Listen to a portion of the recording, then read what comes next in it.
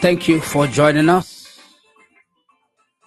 Good morning, good afternoon, good evening, and good night to you, depending on your time zone. Lawmakers, lawmakers demand the price reversal of fuel. Lawmakers, they are demanding the reversal of fuel price. Lawmakers.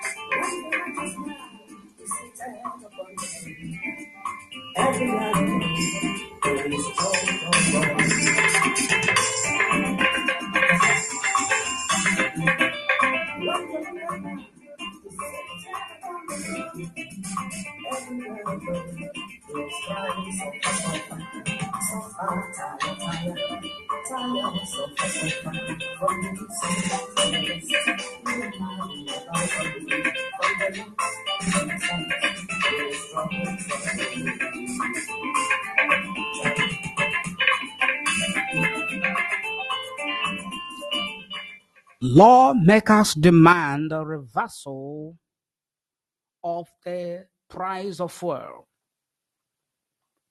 The Nigerian lawmakers are asking the federal government led by President Bola Ahmed Tinubu to reverse the price of fuel. Remember that the president of Nigeria is also the Minister of Petroleum. It is important for the records that you remember this. President Bola Ahmed Tinubu is also the Minister of Petroleum.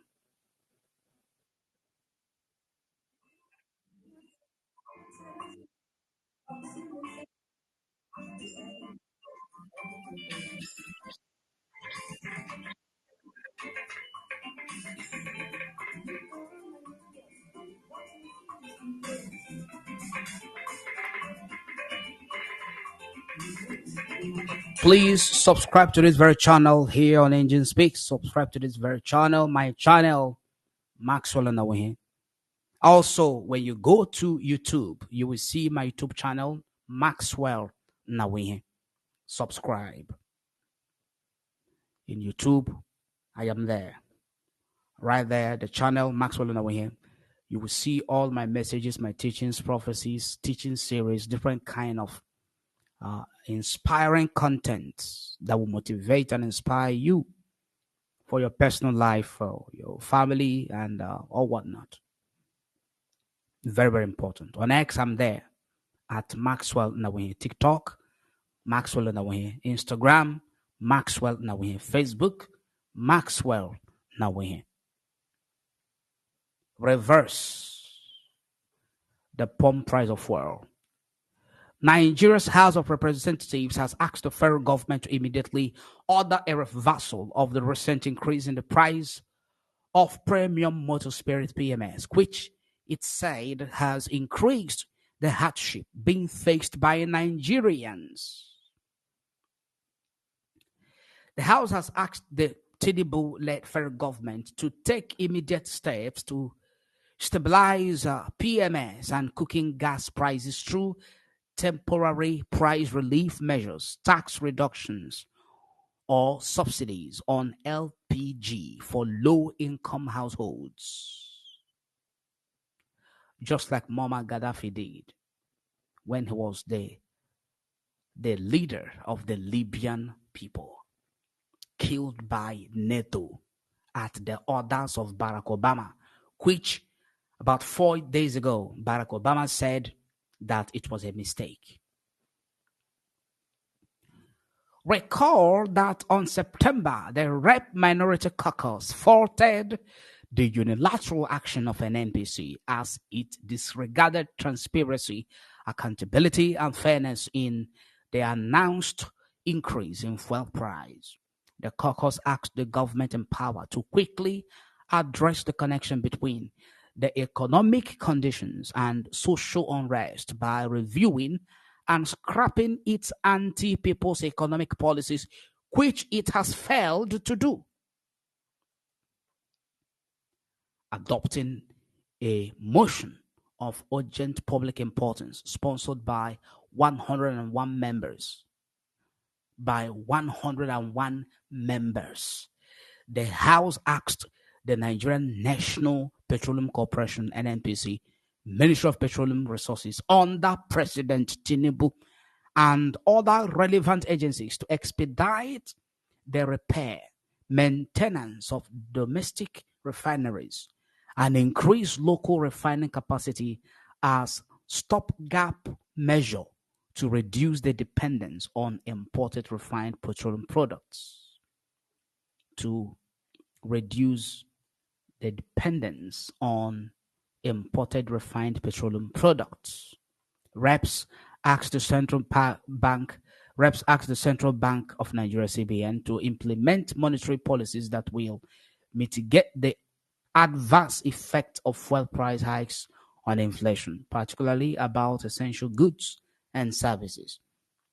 The Nation reported that reps also want the federal government to explore alternative energy sources and diversify the country's energy mix to reduce reliance on petrol and gas, promoting renewable energy solutions, that are more sustainable and affordable in the long term. In addition, it said state governments to adopt policies that alleviate the financial burden on their citizens, such as waiving taxes or levies on transportation and goods affected by high fuel costs. Moving the motion on behalf of other members, Deputy Minority Leader Aliyu Sani Madaki, NNPP Kano, said Nigeria, as an oil producing nation, has historically relied on petroleum products and cooking gas (LPG) as essential sources of energy for both domestic and industrial purposes. He expressed concern that in recent months the prices of petrol and cooking gas have skyrocketed and continue to do so, creating an unsustainable financial burden on ordinary Nigerians and exacerbating the cost of living. Madaki said the removal of the first subsidies, coupled with global oil price volatility and the depreciation of the naira, has contributed significantly to the rising cost of petrol at the pump and cooking gas for households.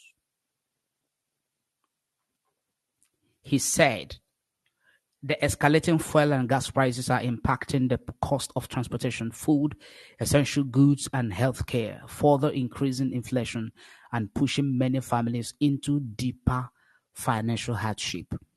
He expressed concern that businesses, particularly small and medium sized enterprises (SMEs), are struggling to manage their operational costs due to increased fuel prices, threatening economic stability, job security. He said the federal government has previously announced plans to repair domestic refineries and boost local refining capacity to address some of these issues, but has yet to deliver significant results in this regard, which they will never do.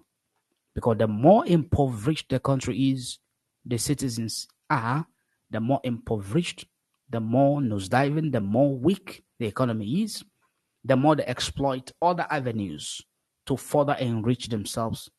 According to him, the rising of costs of petrol and cooking gas poses a significant threat to the livelihood of millions of Nigerians.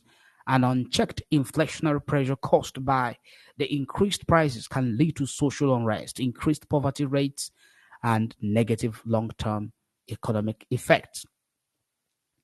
He said that unless urgent and pragmatic steps are taken to control the rising cost of petrol and cooking gas, the nation will go into economic crisis, leading to negative outcomes like increased crime rate and mortality rate. In his contribution to the debate, Minority Whip of the House, Ali Issa, PDP Gombe, said the constant increase in prices of petrol has led to the escalation of prices of food, transportation, and healthcare services, thereby having a negative impact on the Nigerian people. He argued that in accordance with the provision of Section 14(2)(b) of the Constitution, the primary purpose of government is to ensure the welfare and security of the people, saying our responsibility to ensure the welfare of our people. Our responsibility is to ensure the welfare of the people. That is what it said, as if they really, really care for the people. When you hear them talk sometimes, you begin to say, oh, we have very strong representation at the parliament, very strong members of the House of Rep or Senate. But hey, they said that in front of the camera. When they are lobbied, when the government lobbied them to forget about whatever bill it is, whatever call for whatever it is they are making, they will capitulate. All they care is their furniture allowances, their wardrobe allowances, their newspaper allowances, their stress allowances, and recess allowances, their salary of 2 point something million every month, and all that. Do you know that they buy newspaper for up to 1 billion naira in a month? That is what they give to them in a year. Sorry, in a year. So this is it. Okay, the people are suffering because of the increase in fuel price, and the government should allow the people to breathe and should please not remove the cylinder, giving Nigerians little oxygen, as if they really care for Nigerians. The government should listen to the cry of the people and take steps to review any policy that will affect Nigerians negatively. What happened to impeachment? Why can't they impeach the government? Why can't they impeach the president? Those who sign this motion are of the view that their people, and by extension, the Nigerian people, are suffering. Also contributing, Yusuf Adamu Gadi argued that the notion was apt and speaks to the current challenges that Nigerians were passing through, saying, we speak to draw the attention of the government to do things that will improve the welfare of Nigerians. He stated that members were not against any move to better the lives of Nigerians, adding that the Petroleum Industry Act, which deregulated the oil sector, was a creation of the National Assembly. And now the president is the Minister of Petroleum. He said, however, that what should be of utmost concern should be how to adjust the speed limit of the deregulation to avoid adverse effects on the Nigerian people. Also, George Ibezimako said the increase in the price of petrol has made nonsense of the recently announced national minimum wage of 70,000 naira, given the sharp increase in price of goods and services. They adopted after heated and extended debate and different kind of civil actions, on the part of the labor unions and, of course, all trade union and other stakeholders. The federal government engaged in extensive discussions and dialogue, and they accepted to increase the minimum wage from 18,000 or 30,000 to 70,000. Okay? And shortly after they arrived at that very amount, that very total sum of the minimum wage, which is the least that the average worker in Nigeria will earn, 70,000. Shortly after that, the fuel price of the price of fuel went to the high heavens. Inflation went to the high heavens. High cost of living set in. worsening week by week, day by day, month by month. And now the House of Rep is saying that the new price of fuel and high inflation has made total nonsense of the recently announced national minimum wage, which has not been implemented even by the federal government. They announced it, they have not implemented it. Federal government has not implemented it. State government is saying, oh, the federal government has not implemented it. Are we, the state, are we to take the lead in the implementation of the 70,000 naira minimum wage? And who is bearing the brunt? Who is being in this very the fallout or the ripple effect of all these government maladministrations and corruption? The poor masses, the common man, the average civil servant, the cleaner in the secretariat, the security guard in the secretariat. Okay? These are the people that are most affected. The civil servants and their children. Apart from that, those who are self-employed, who are doing their own businesses themselves, they are also affected. Does it affect the politicians? No, it doesn't affect them. They still make their money.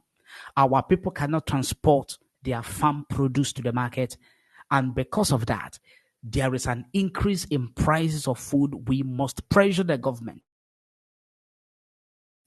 We also need to review our OPEC policy. We don't have to be in OPEC because that is the only way we can address this issue. In his intervention, the minority leader, one of the sponsors of the motion, Kingsley Chinda, PDP, said every responsible and responsive office holder must listen to the people they serve. They must listen to the people they serve. So are they listening?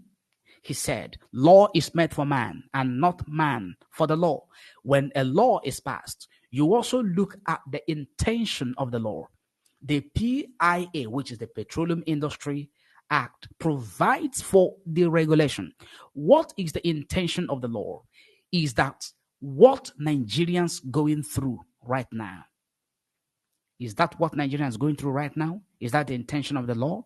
The answer is no. We yearn for deregulation, but this very implementation, the implementation of it, so that it does not affect the people negatively, we must consider Nigerians in the process of implementation of such laws. That is what Kingsley Chinda said. And do you think the government will listen? Do you think the government is going to do anything in the positive to address this issue? Is that what you think? Okay, we hope so.